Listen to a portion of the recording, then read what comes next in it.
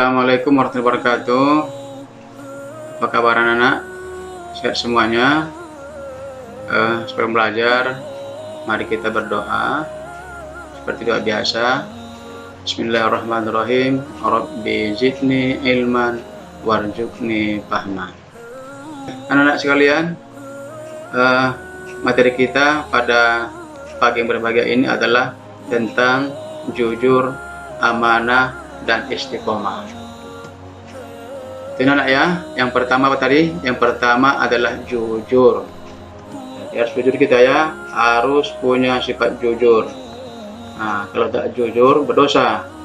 Pernahkah anak-anak berbohong? Nah, kalau pernah berbohong berarti tidak jujur. Kemudian, bagaimana perasaan kamu setelah berkata jujur atau berbohong kepada orang lain? Kemudian, bagaimana perasaan kamu juga jika orang lain tidak berkata jujur kepadamu? Bolehkah kita menyembunyikan kebenaran atas suatu hal yang kita sudah ketahui?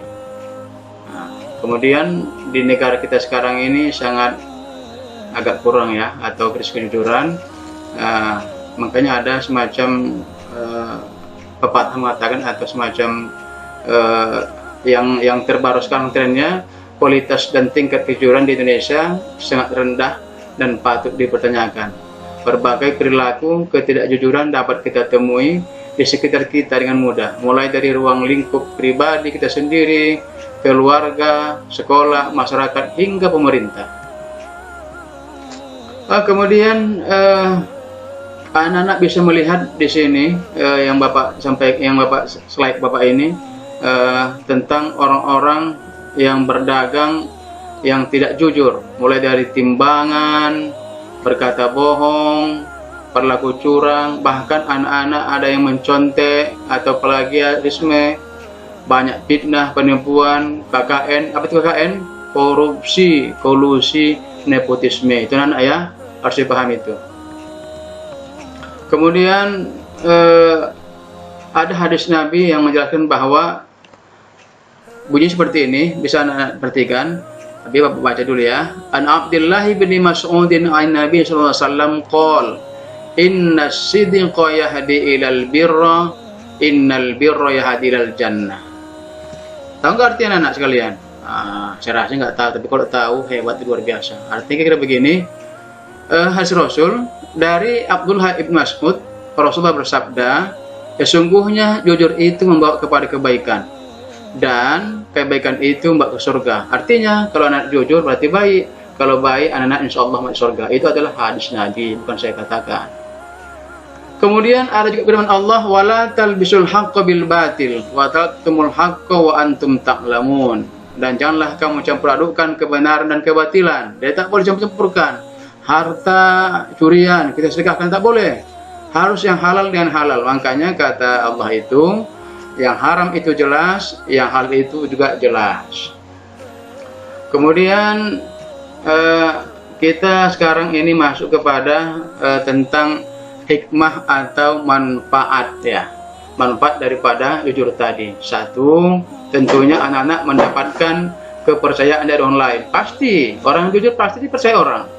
Yang kedua, mendapatkan banyak teman. Kemudian yang ketiga, mendapatkan ketentraman hidup karena tidak memiliki kesalahan terhadap orang lain. Kemudian anak sekalian, kita persingkat karena waktu kita kan terbatas, hanya di jam pelajaran saat ini, hari ini. Masuk kita kepada yang paling kedua adalah amanah.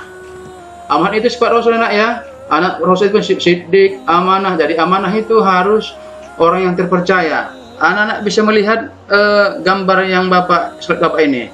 Ini bahasa Inggris ini ya, Western Union. Artinya apa? Pengiriman uang. Jadi kalau nggak amanah bisa berkurang uang yang kita kirim. Apa itu anak sekalian definisi amanah? Amanah itu apa? Amanah artinya terpercaya. Seperti saya bilang tadi, itu kan sifat Rasul. Ada 4 itu, sudah kita terangkan beberapa yang lalu. Amanah juga berarti pesan yang dititipkan dapat disampaikan kepada orang yang berhak. Amanah yang wajib ditunaikan oleh setiap orang adalah hak-hak Allah SWT, seperti sholat, zakat, puasa, berbuat baik kepada sesama, dan yang lainnya sebagainya gitu ya. Kemudian juga anak sekalian, amanah berkaitan erat dengan tanggung jawab. Orang yang menjaga amanah biasanya disebut orang yang bertanggung jawab. Sebaliknya, orang yang tidak menjaga amanah disebut orang yang tidak bertanggung jawab. Ini bisa kamu lihat karikatur amanah dan tanggung jawab. Anda perhatikan anak sekalian ya, bagaimana gambarnya. Kemudian di sini Allah juga mengingatkan kita. Allah berfirman, Innallaha ya'murukum an tu'addul amanati ila ahliha. Sesungguhnya Allah menyuruh kamu supaya menyerahkan segala jenis amanah kepada ahlinya. Jadi kalau tak ahli jangan bisa, mulai dari pejabat pimpinan, harus ahli dia, harus ahli anak sekalian ya. Kemudian di sini juga Allah berfirman yang artinya dalam surat Al-Ahzab ayat 72, bisa nanti anak perhatikan di rumah, buka Al-Qur'annya. Allah berfirman, sesungguhnya kami telah menawarkan amanah kepada langit, bumi dan gunung-gunung, tetapi semuanya enggan untuk memikul amanah itu, dan mereka khawatir tidak akan melaksanakannya. Lalu dipikullah amanah itu oleh manusia. Sungguh manusia itu amat jalim dan amat bodoh. Kemudian anak sekalian, tadi kan kita masuk ke amanah, sekarang kita bahas tentang macam-macam amanah. Jadi macam amanah satu, pertama amanah terhadap Allah Subhanahu wa Ta'ala. Amanah ini berupa ketaatan akan segala perintah dan menjauh segala larangannya. Jadi firman Allah, ya ayyuhalladzina amanu la takhunullaha war rasula wa takhunu amanatikum wa antum ta'lamun. Artinya, anak sekalian, wahai orang-orang yang beriman, janganlah kalian mengkhianati Allah dan Rasul, yaitu Muhammad, dan janganlah kalian mengkhianati amanah-amanah yang dipercayakan Allah kepadamu. Itu ya, tak boleh kita khianati itu. Kemudian yang kedua adalah amanah terhadap sesama, yaitu manusia. Jadi tadi pertama amanah kepada Allah, kemudian manusia. Amanah ini, anak-anak sekalian, meliputi hak-hak antar sama manusia. Misalnya, ketika dititipi pesan atau barang, maka kita harus menyampaikan kepada yang berhak. Seperti ini ada dititipi barang seperti uang, harus sampai, nggak boleh kurang-kurangi dia. Kemudian amanah itu harus juga orang amanah itu bisa dijadikan sebagai pemimpin. Kalau tak amanah dia tak bisa, karena dia mengurus orang banyak. Begitu sekalian ya.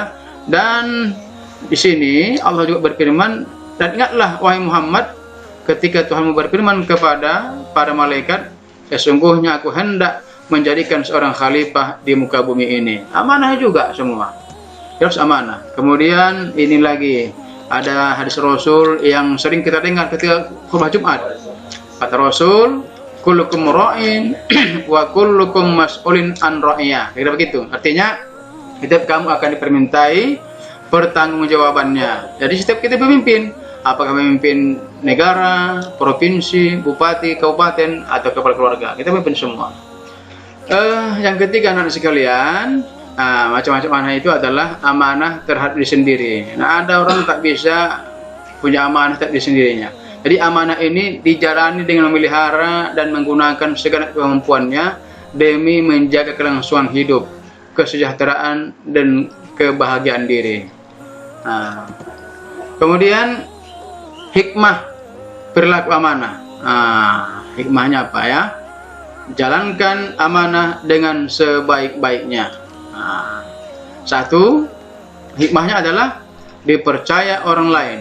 Ini merupakan modal yang sangat berharga dalam menjalani hubungan atau berinteraksi antar sama manusia. Itu yang pertama.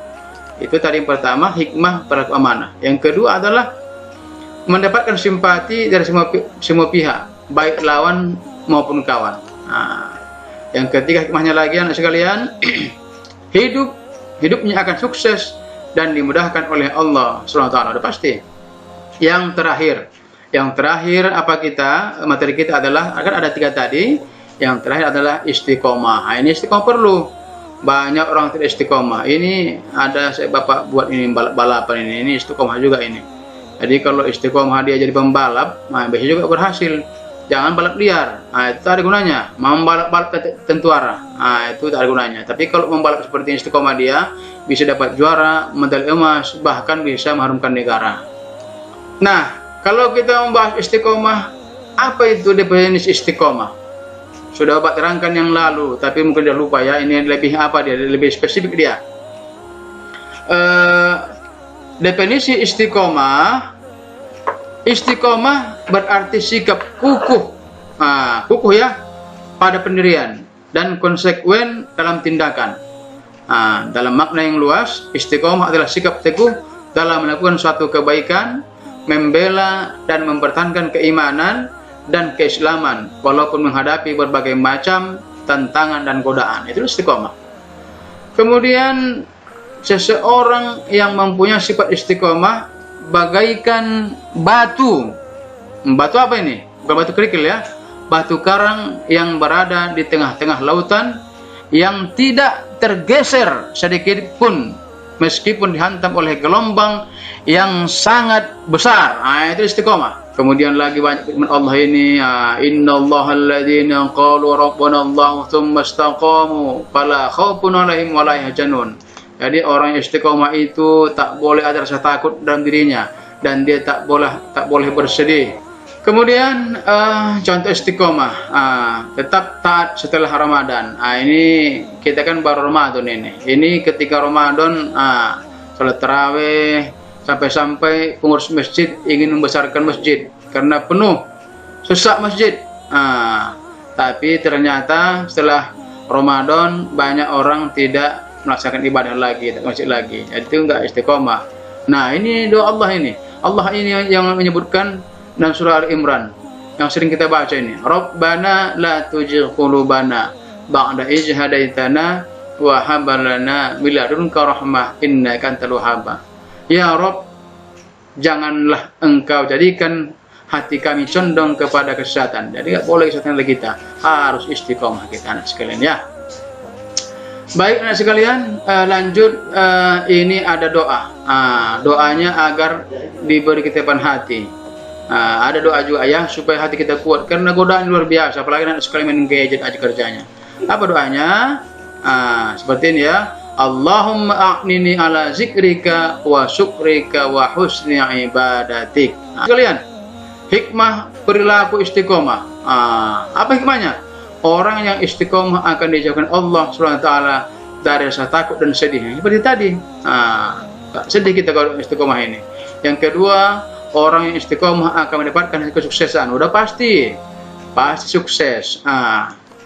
Apalagi?